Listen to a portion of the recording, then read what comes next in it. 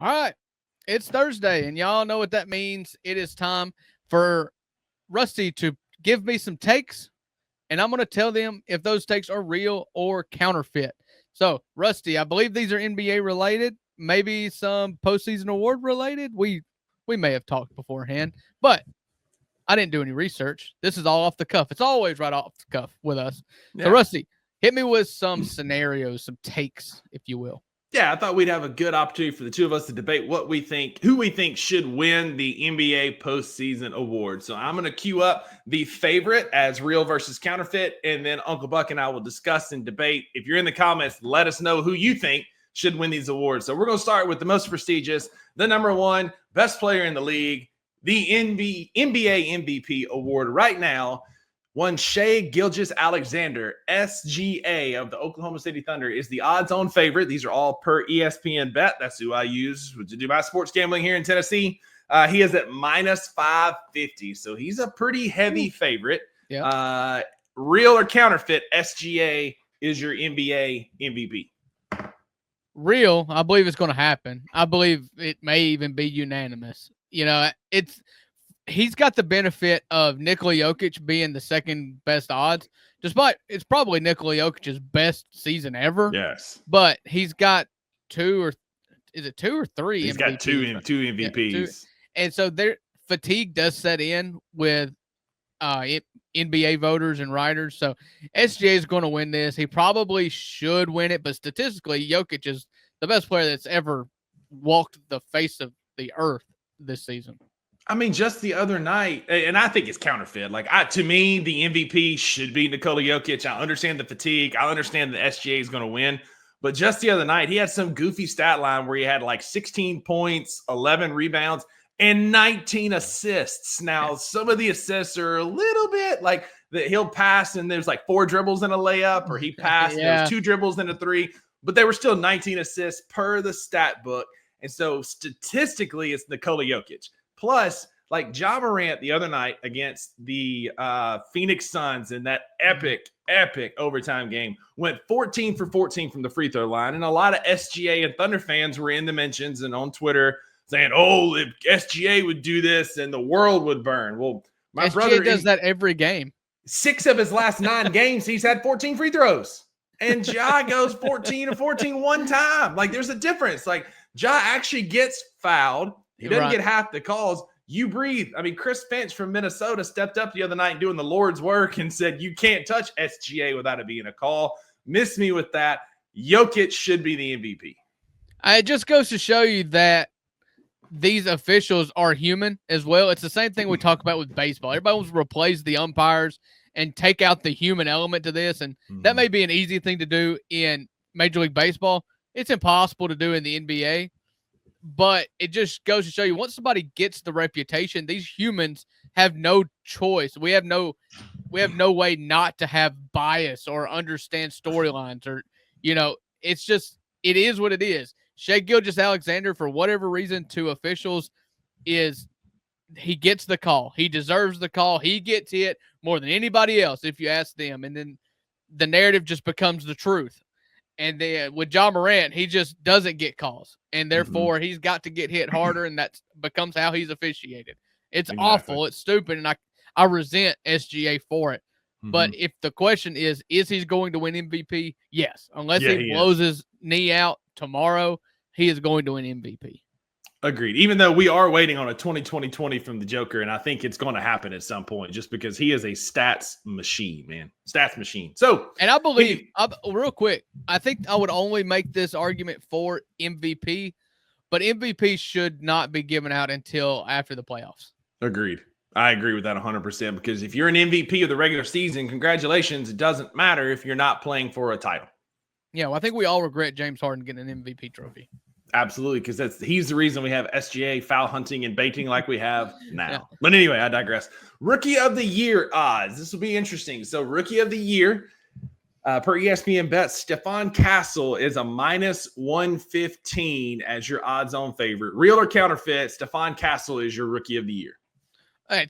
Listen, this is a Grizzlies podcast. Yeah. You know what this engine is going to be. It's absolutely 100% counterfeit. Counterfeit. It's a counterfeit $1 bill. Like, it's not even a good.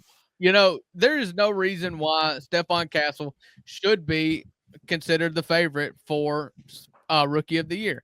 He plays on a worse team. He's now coming off the bench, and he just does not have the impact that Jalen Wells does. This is it's a narrative-based thing. They are pushing Stephon Castle because he does have a more likely shot of becoming an NBA superstar, and it pads the resume for that he can be billed accordingly. He plays with Wemby. They want to put him on a ton of national television games, and it looks good when you've got the last two rookies of the year, one of which is Victor Wembanyama, who will be a multiple-time MVP and probably NBA champion. You want to pad the stats for the guys around him too. Yep. And they're doing it at the expense of Jalen Wells, who is on a team that's currently, I believe, tied for second in the West. He started virtually every single game, been extremely healthy, and is guarding the other team's best player every single night. It's asinine to think otherwise.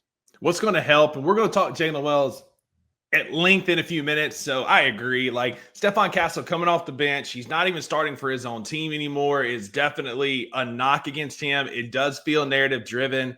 Like, Jalen Wells is playing incredible basketball for a rookie. We'll talk about that more here in a minute. But like you said, he's on a winning basketball team, and he's doing winning things that will never show up in a stat sheet. The other night, he got that big dunk in overtime, and before he hit the ground was looking for Bradley Beal to lock him up full court. Like, he doesn't ever slow down. Like, he's always focused. He's unrattled. Greer, thanks for being here. Wayno, everybody, thanks for being here in the comments that are here. I don't know that I wouldn't go as far as saying Jenkins is actively sabotaging Zach Edey, but I do think he's criminally mismanaging him. But that's a different conversation. Ooh. For our purposes today, I think it's counterfeit that Stephon Castle should be the rookie of the year. I believe one Jalen Wells. And most people, if you watch it, we're going to get a lot of national television games coming up. We'll talk about that here in a bit as well. So he has a chance to make his case. And Donovan Mitchell stamped him. Big time. So big time. He said he was part of the game plan as a rookie. That's a big deal.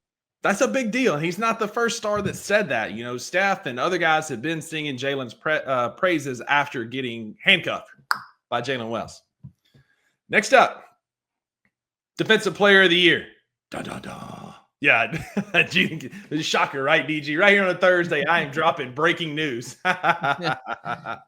Defensive Player of the Year, your odds-on favorite at plus 110 per ESPN bet right now is Evan Mobley of the Cleveland Cavaliers. Real or counterfeit, that's your Defensive Player of the Year. Well, if real is taking Evan Mobley and counterfeit is taking the field, I'm gonna be the homer. I'm gonna take the field. I'm gonna say counterfeit. I mean, it's really hard. You just watched them play against each other on national TV, and Jaren fouled out, I believe, and didn't have a good game, and Evan Mobley was really good. So he was at least severely limited because of foul trouble. And the last 5 to 7 games for Jaren Jackson Jr., you've seen a resurgence of this bad fouling habit that he's gotten. So he's going to have to snap out of it. I do believe Jaren is the better defender. Like you said, I think national TV games are going to matter a lot when you come to getting like public appeal for these votes. And so, yeah, I think I'm going to go counterfeit because I think Jaren Jackson Jr. will ultimately end up winning this award. Agreed. I'm going to go counterfeit here as well. Jaren's got a lot of nationally televised games coming up. In the one they played against each other, it was unfortunate that Jaren had those 5 fouls and kind of struggled to be on the court.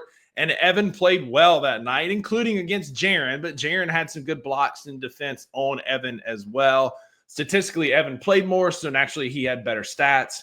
But I think if you look at it as a whole, like, I think, yeah, absolutely. This is Jaren and Mobley, Jaren and Wemby. Like, Jaren's got the opportunity to play against some great bigs. And the Grizzlies and Cavaliers seem to have smoke every time they play each other these days. They do, but it's like, it's a fun smoke too. Like, you know, Dylan Brooks starting it when he tried to wreck Spida, all that kind of stuff. But like, it's a fun, that'd be a great 7-game series. When you're talking about when he deliberately punched him in the nuts. Exactly. Exactly. But I think Evan Mobley would be a great defensive player of the year, but I'm going to take the field and go counterfeit and be a homer and say it's Jaren Jackson Jr. All right, sixth man of the year, another big award for the NBA. This is a fun award because this is that guy that's just like your glue guy, right? That comes off the bench. He's not the starter, but he comes in and the heater and can get you on a run. Sixth man of the year, odds on favorite at minus 190 is Peyton Pritchard of the Boston Celtics. Real or counterfeit, that's your sixth man of the year. It's hard to argue. All right, what's the next best odds? Plus 300. Plus 300, and I'm guessing that is DeAndre Hunter? No, he's at plus 650. Okay. It's a guy that you don't really think about, but like when I say his name, you're going to be like, yeah, he's having a massive, massive year. Yeah. All right, It's Malik Beasley. He's having a great year. Yeah. I'm just because, I mean, you said you've got Peyton Pritchard. It's not going to be Malik Beasley because Detroit's record just isn't good enough. So I'll say that's real. As much as I hate to say it, like Peyton Pritchard, are we really going to give him an award? Like, is he that good? I mean, the dude is a half court end of clock specialist and he shoots threes. I don't want any part. I feel sick to my stomach for saying this because as the short white guy of the bunch, I really want Peyton Pritchard to win this, but like, it really just makes me sick. I don't want any part of Peyton Pritchard. He's a fraud, but he's going to win. It's real. I mean, he can get off and go on a heater, man. And like, I think it's real too. I mean, Peyton Pritchard is going to win it. He's the odds-on favorite. He's on the best team in basketball. I'd love for it to be Santi Aldama. Ain't no doubt about it. I mean, Santi is at plus 7,500.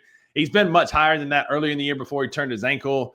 Malik Beasley probably feels better, like you said, but he's on a Pistons team that's making a surge. They're probably going to make the playoffs or be at least a play-in team. Playoffs. Yeah. But Peyton Pritchard's on the best team in basketball, and he continues to come in and fill it up. He hit a bunch of shots against us, and we played him earlier this year, and I think it's Peyton Pritchard's to lose, and I'm going to take that as real.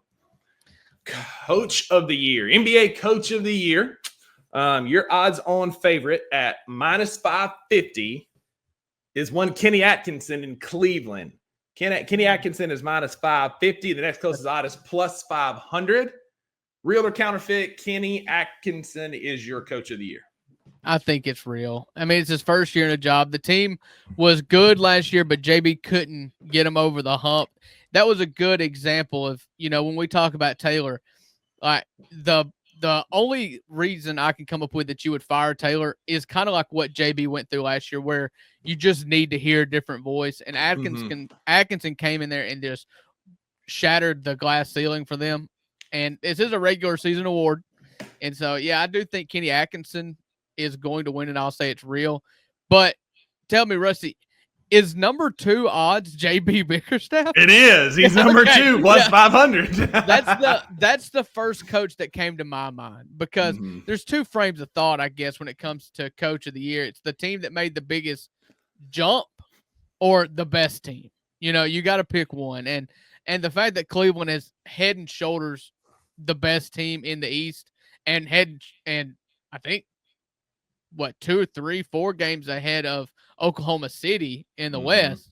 I think you do have to go to Atkinson there, especially since it's his first year. But JB should be a very close second. He's done an amazing turnaround in Detroit. What they're doing there, Cade Cunningham is playing some of the best basketball I've seen in a long time, especially of his young career. Again, you've got to give a nod to Bickerstaff, former Grizzly coach for sure in Detroit for the job he's doing. But it's Kenny Atkinson, man. He's really been he's killing it this year.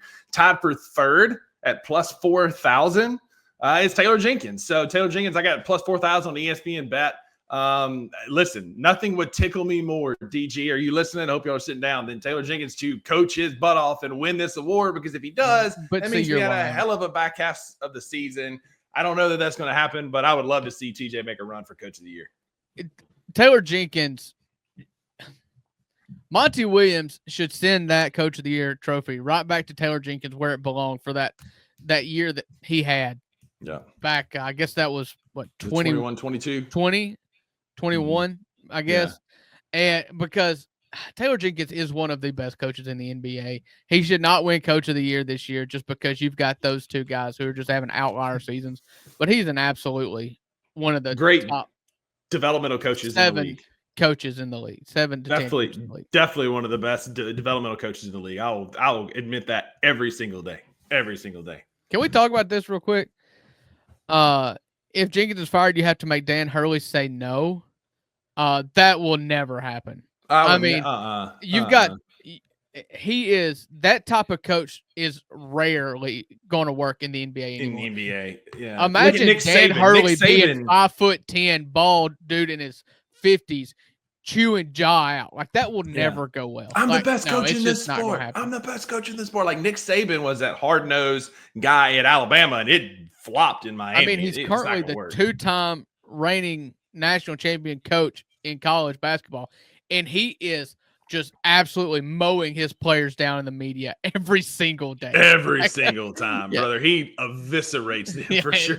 It is never going to happen, and I don't want it to happen for our team.